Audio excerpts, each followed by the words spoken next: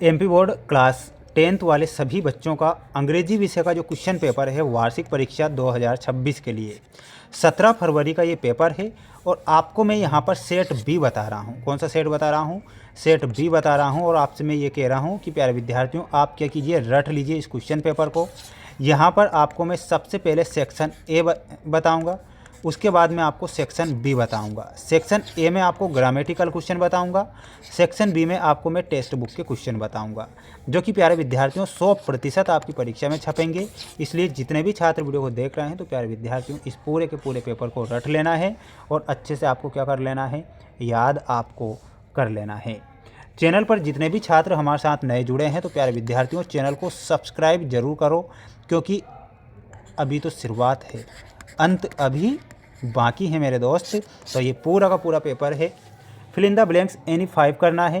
पहला प्रश्न देखो, ही इज़ आवर लेट।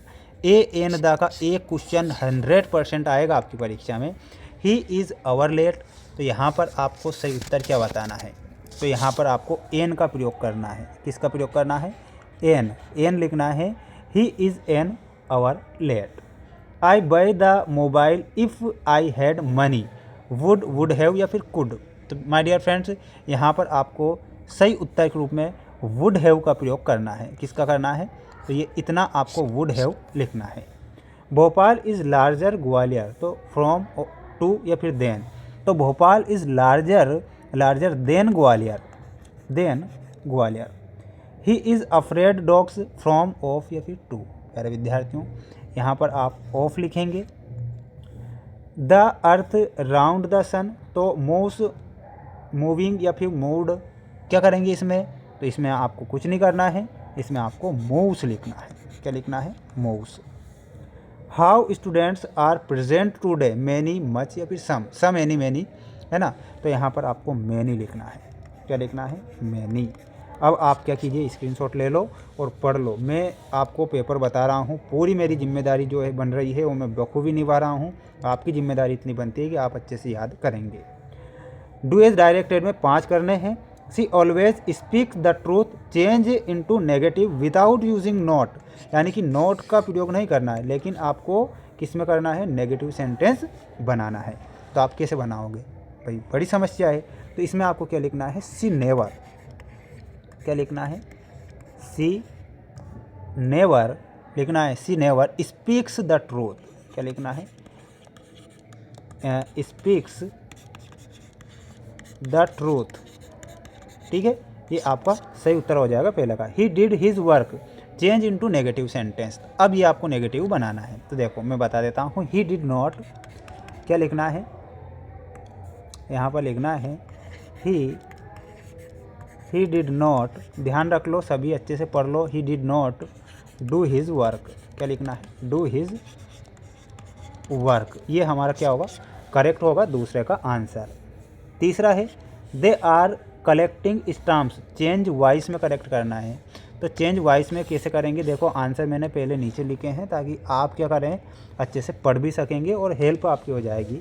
देखिएगा यहाँ पर they are collecting stamps, change voice में करना है। तो इसमें आपको क्या लिखना है? Stamps are being collected by them. क्या लिखना है? Collected by them. ये आपका आंसर होगा। Unless he work hard he will not pass, use if in place of unless का प्रयोग करना है। तो क्या लिखना है? If he does not work hard he will not pass. तो इतना आपको यहाँ पर क्या करना है? लिखना है।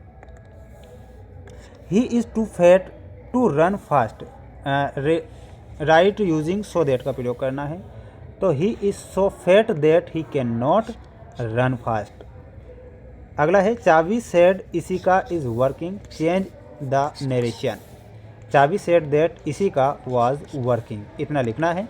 स्क्रीनशॉट आप ले लो, जल्दी से पढ़ लो, याद कर लो, क्योंकि इतनी मेहनत करके मैंने आंसर भी लिखे हैं आपके लिए ताकि आप पढ़ सकें। ये टेक्स्ट बुक के क्वेश्चन आएंगे परीक्षा में। The lesson his first flight is about. तो यहाँ पर आपका करेक्ट क्या हो जाएगा? और वो हो जाएगा सीगर, option number D. Which of the message does the poet want to convey through the poem Amanda. प्यारे विद्यार्थियों, यहाँ पर लिखना है children should be given freedom. Coorg is famous for to coffee.